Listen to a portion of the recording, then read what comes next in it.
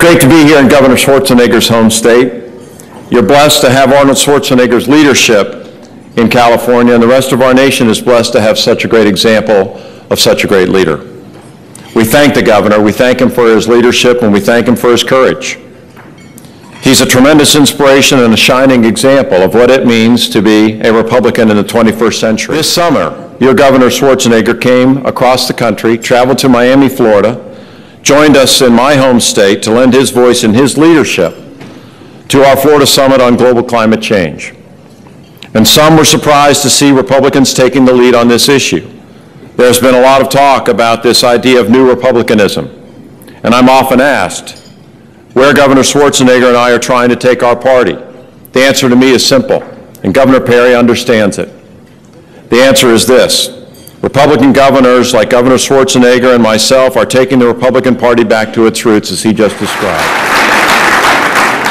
Back to the core principles of fairness. Back to the core principles envisioned by Abraham Lincoln, America's first Republican United States president. Back to the basic idea that conservation and our precious resources are what conservatism was founded on by President Teddy Roosevelt. Back to the fiscal responsibility, you may applaud that. Back to the fiscal responsibility and respect for the people's money, guided by California's own Ronald Reagan. Republicans have always been the party of big ideas, and we must not lose sight of the fact that ultimately those big ideas need to solve everyday problems for citizens throughout our country. When we're able to put people and problem solving over partisan politics, we become more successful. And as Governor Schwarzenegger indicated, then we win. And we need to win. It's admirable that you have truly taken on and addressed the workers' compensation issue in this state. It's equally admirable that shortly after Governor Schwarzenegger's election, you got rid of the car tax. Those are the kinds of Republican principles and Republican ideas that make a difference in the daily lives of people in California, Texas, and Florida. While it's true we are the party of ideas, we also need to be the party of action.